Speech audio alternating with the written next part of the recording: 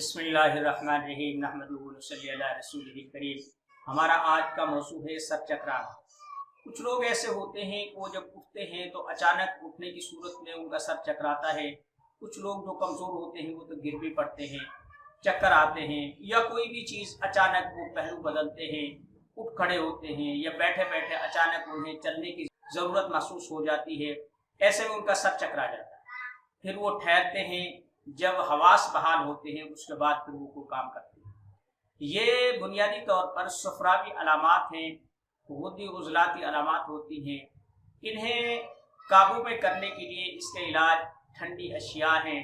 گھریلو طور پر آپ تخم ملنگے کا شربت بنا سکتے ہیں، اسبگول کا چھلکا پانی سے لے سکتے ہیں، اور یا پھر ایسے کریں اس کا بہترین حل یہ ہے کہ کدو لے، کدو لوکی، کدو، اسے گرائنڈر میں گرائنڈ کر اور اس کا پانی نچوڑ کر وہ پی، اس سے بہت جلد آرام آ جاتا ہے۔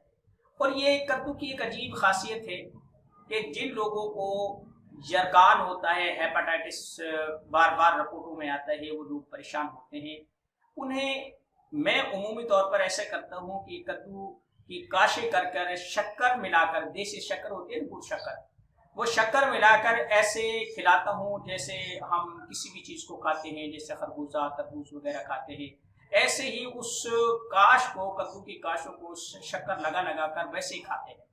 تو 2-3 دفعہ 2-3 دن کھانے سے عمومی طور پر رپورٹیں کلیئر ہو جاتی ہیں۔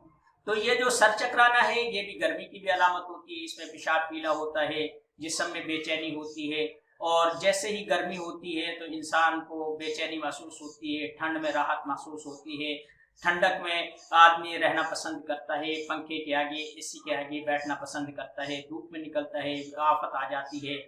تو ایسے میں جو ہم نے یہ چیز بتائی ہے یہ بہترین چیز ہے، اور اس میں گاجر کا جوس بھی ہو سکتا ہے، گاجر کا مربہ بھی ہو سکتا ہے، آپ ٹھنڈی چیز سے بھی استعمال کر سکتے ہیں، یا گوند کتیرا لے لیں، تھوڑا سا آدھی چمچ اسے لے کر کوئی گلاس پانی میں بھگو دیں، صبح کے ٹائم اسے پھینکیں، اس میں دہی ملانی ہو، دودھ ملانا ہو، جو بھی کچھ ملانا ہو، چینی کی جگہ پر آپ شکر کا استعمال کریں اور صبح صبح پی لیا کریں، یہ علامت دور ہو جائے گی۔ وما علینا الا البلاغ۔